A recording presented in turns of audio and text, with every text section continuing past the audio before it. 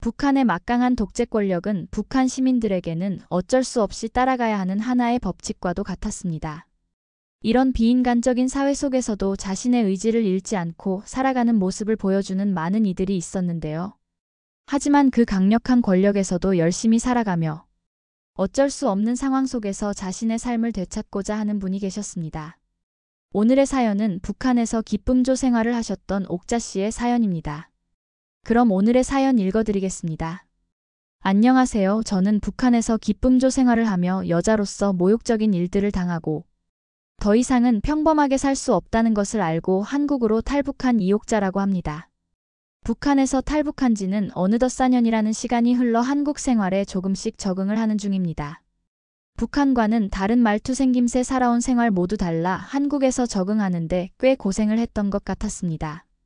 또 제가 북한에서 기쁨조 생활을 하며 지내온 탓에 제 자신 스스로 몸과 마음이 더럽혀졌다고 생각했죠. 하지만 지금은 한국에서 지내며 친하게 지낸 친구 덕분에 조금씩 부정적인 생각을 버리고 제가 살고 있는 삶에 긍정적으로 생각하며 감사한 하루를 살고 있습니다.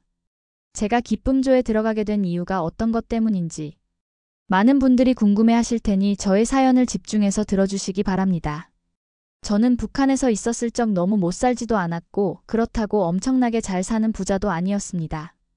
저는 신의주에서 태어나 그곳에서 어린 시절부터 자라왔었는데요. 중국 단둥과 마주보는 무역도시라 장사나 밀무역으로 돈을 버는 중산층들이 많이 사는 지역이었어요. 전기 식량 배급이 비교적 안정적이라 평양만큼 엄청 좋은 곳은 아니었지만 살만한 곳으로 여겨지곤 했었어요. 외화 유입 덕분에 집 구조나 옷차림이 평양 다음으로 세련된 지역이 바로 제가 살던 지역이었었죠. 저희 아버지는 무역 종사자였었는데 북한에서 무역 종사자는 꽤 인기 있고 돈도 되는 직종이었어요. 북한 무역 종사자는 한국의 무역회사 직원이랑 비슷하지만 국가 소속 무역회사에서 일을 했었죠. 개인 사업이 아니라 당, 내각이 운영하는 무역기관 소속 공무원과 같은 개념이었어요. 저희 아버지는 그중에서 통역 협상을 담당하셨는데 외국 회사나 바이어와 교류 시 통역으로 가격 협상을 하는 일을 하셨어요. 저희 아버지는 외국과의 통역을 위해 평양외국어대학을 대표적으로 영어, 중국어, 러시아어를 하셨었는데 외국어 중심으로 외화벌이 통역 무역인으로 배출을 하신 평양외국어대학을 나오신 엘리트 출신이셨어요.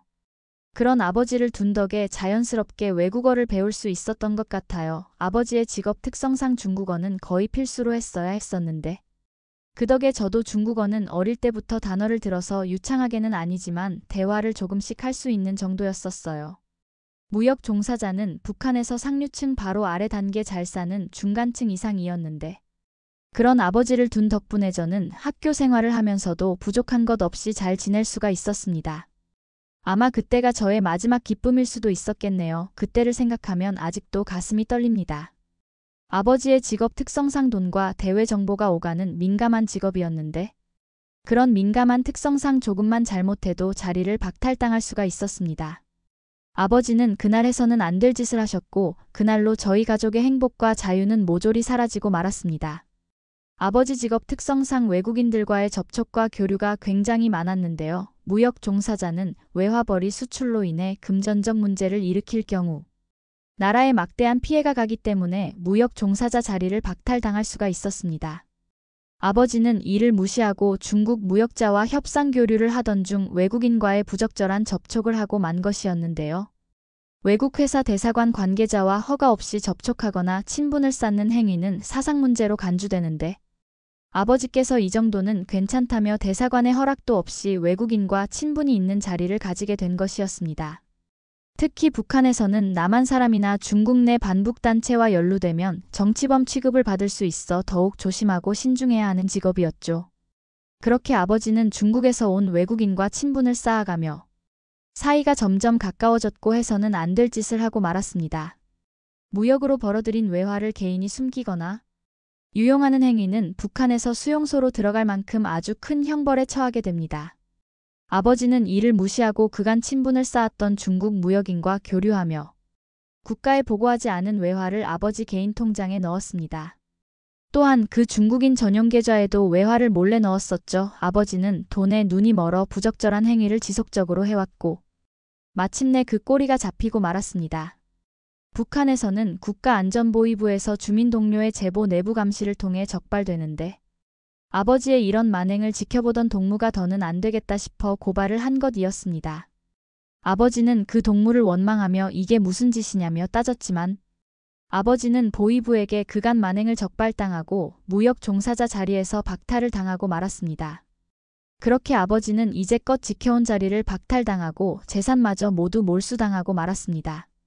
국가 횡령으로 전달을 받았고 유용한 자금 물품은 전부 국가에 몰수당하게 되었고 그나마 가지고 있던 재산 모두 국가로 귀속되고 말았습니다. 저희 집안은 그렇게 한순간 망가져버리고 말았습니다. 그렇게 성실하던 아버지는 지위를 박탈당하고 나서부터는 온종일 집에서 술만 드시고 가정적이었던 모습마저 사라져버리고 말았습니다. 어머니께서는 아버지의 모습을 보시곤 매일 눈물만 흘리셨고 아버지는 그런 가족을 보며 아무 말 없이 술만 드시곤 하셨습니다. 정말 화목했던 저희 가족은 그날 이후 처참히 무너지고 말았습니다. 그렇게 저는 지금까지 당연하게 누리며 살아왔던 모든 것을 점점 줄여야만 했습니다. 당연하게 먹었던 것도 줄여야 했고 입고 싶던 옷들도 줄여나가야 했습니다. 어머니는 그런 가족을 위해 할 수 있는 일들은 나가서 전부 했습니다. 어머니는 밤낮으로 저와 아버지를 위해 음식을 팔기도 했고 시장에서 일을 하시기도 했습니다. 그렇게 고된 일을 계속하다 보니 어머니의 건강은 점차 나빠지셨고 어느 날부터는 몸이 아파 집에 계속 누워만 계셨습니다. 저희 집안은 형편이 더 어려워졌고 당장 먹을 것이 없어 그나마 있던 물과 감자만을 먹으며 버텨야 했었습니다. 이렇게 괴로운 날들이 계속될 무렵 제가 학교에 있는데 누군가 저를 부른다는 선생님의 말에 저는 누군가 궁금해 가보았습니다. 그곳에는 얼핏 봐도 군복을 입은 고위 간부들이 있었습니다. 저와 밖에서 이야기하자고 말하곤 저를 밖으로 데리고 나가며 저희 아버지의 만행에 대해 말하기 시작했습니다. 지금 저희 아버지께서 어떤 상태이신지 저희 집안이 어떻게 되었는지 지금 당장 제가 그 고위 간부들을 따라가지 않으면 저희 아버지가 받게 될 형벌에 대해 말하기 시작했어요. 저는 겁에 질려 눈물을 흘리며 죄송하다고 당장 가겠다고 말했죠. 하지만 집에 계신 아버지와 어머니가 생각나 말만 하고 나오면 안 되겠냐고 저는 빌었고 지금 당장 가야 한다며 저는 그렇게 고위 간부들에게 끌려가고 말았습니다. 제가 어디로 가는지는 잘 몰랐는데 소문에 의하면 이런 식으로 어린 여자들을 끌고 가 기쁨조에 넣는다는 소문을 동무들 사이에서 얼핏 들은 기억이 났습니다. 저는 겁에 질려 아무 말도 할 수 없었고 도착했을 때는 저와 같은 나이 또래로 보이는 어린 여자들이 많았습니다. 그곳에서 저는 기쁨조 생활을 위해 훈련을 받게 되었습니다. 저는 그곳에서 생전 처음 보는 훈련을 받았어요. 좀 기괴하기도 했는데 입을 크게 벌리는 연습을 하기도 했고 앉았다 일어났다를 반복하는 이상한 훈련을 받기도 했었습니다. 저는 이 모든 훈련이 어디에 사용되는지 아무것도 모른 채 훈련을 계속 받아야만 했어요. 저를 훈련시키는 간부들은 아무것도 묻지 말고 시키는 대로만 하라며 저희를 훈련시키기 시작했습니다. 다음으로는 신체 검사를 진행했는데 처음 보는 고위 간부들 앞에서 입이 얼마나 큰지 입을 크게 벌리는 행동을 하게 했었습니다. 그리곤 키와 몸무게 측정을 위해 속바지만 입은 채 서 있었어야 했죠. 너무 부끄러웠던 저는 얼굴이 새빨개지며 아무 말도 할 수가 없었습니다. 만약 제가 이 훈련에 거역하면 집에 계신 아버지가 위험에 처할 수 있다는 불안감에 꾹 참아야만 했었습니다. 그리곤 저는 그날 밤부터 어디론가 가게 되었는데요. 바로 김정은과 고위 간부들이 있는 곳이었습니다. 그곳에서 저와 다른 여자 동무들이 있었어요. 그곳에서는 고위 간부들 옆에 한 명씩 여자 동무들이 있었는데 옆에서 고위 간부들이 기괴한 행동을 하기 시작했습니다. 여자 동무들의 입에 오이처럼 큰 것을 넣어 이빨 자국을 내보라 하는가 하면 목구멍 어디까지 들어가나 시험을 하는 것이었습니다. 저는 그 상황이 너무 무서워 온 몸을 벌벌 떨면서 고위 간부 옆에서 가만히 앉아 있었습니다. 그러곤 저에게 고위 간부가 말했습니다. 니 한번 해보라고 하면서 뚜껑이 따진 우유병을 제 입속에 넣었습니다. 한참을 참으며 고위 간부는 제 목구멍에 우유병을 넣었습니다. 저는 밀려오는 구역질을 참지 못하고 그대로 입속에 넣은 우유를 입에서 뿜어버리고 말았습니다.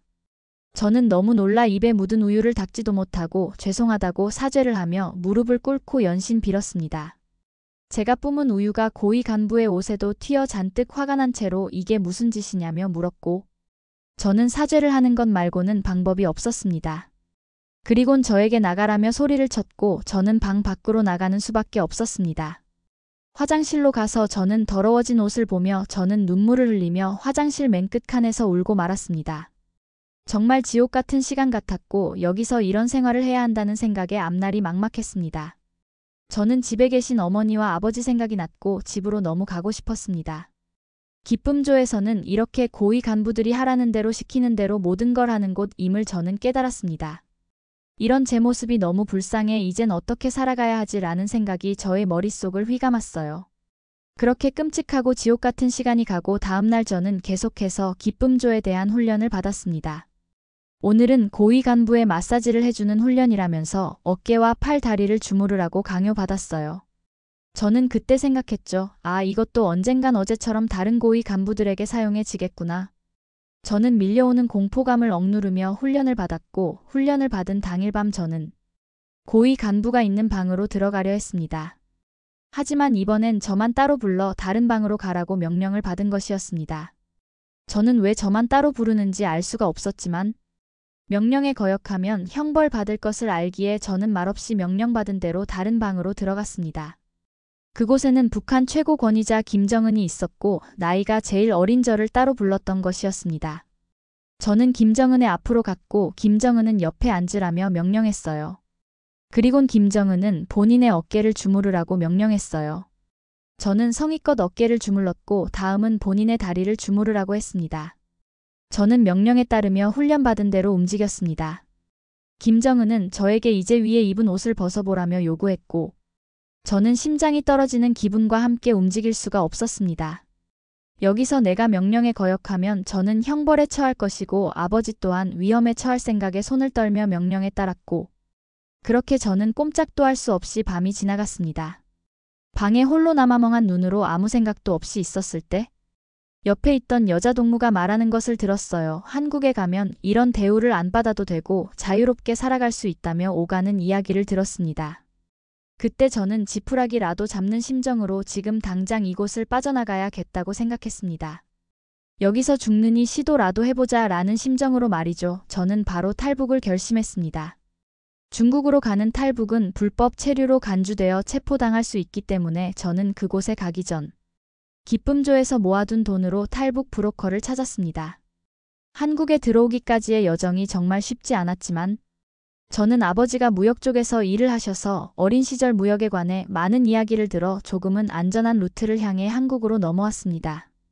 그곳에서 저는 하나원을 통해 많은 지원을 받았고 3개월간의 보호와 교육을 통해 한국 사회에서 적응할 수 있게 도움을 받았습니다. 사실 지금도 한국에서의 생활은 쉽지 않지만 북한에서 있을 때보다는 한국에서 돈을 더 많이 벌 수 있어 저는 악착같이 돈을 모으는 중입니다. 북한에 계신 어머니와 아버지를 한국으로 데려오기 위해서요. 지금은 경기도 양주에서 반지하를 얻어 밤낮으로 편의점 알바를 하며 일을 하고 있습니다. 제가 탈북한 지 아직 6개월밖에 지나지 않았고 모르는 게 너무 많아 실수도 하며 때론 편의점 폐기물을 먹으면서 하루를 보내고 있습니다. 하지만 저는 제가 선택한 길을 끝까지 가볼 생각입니다. 그 길이 설령 힘든 길이라도 말이죠. 남자들에게 기쁨을 줄 바에는 한국에서 몸 부서져라 일하면서 돈을 벌고 북한에 계신 부모님을 한국으로 모시고 올 생각만 하면서 열심히 일하는 중입니다. 그러다 보면 언젠간 저에게도 좋은 날이 올 것이라고 믿고 있습니다. 그러니 여러분들도 본인이 선택한 길을 믿고 나아가세요. 설령 의심이 든다고 해도 그 길을 나아간다면 언젠가는 빛이 보일 테니까 말이죠. 저도 힘든 생활에서도 힘내서 앞으로 나아가겠습니다. 옥자 씨의 사연을 들으니 너무 가슴이 아파 눈물이 울컥 나올 것만 같았습니다. 아직 한국 생활이 어렵고 힘들더라도 포기하지 마세요. 분명 좋은 일이 옥자 씨를 기다리고 있을 것입니다. 오늘도 영상 시청해주셔서 감사합니다. 다음 사연이 궁금하시다면 댓글과 구독 부탁드리겠습니다. 그럼 다음 사연에서 뵙도록 하겠습니다.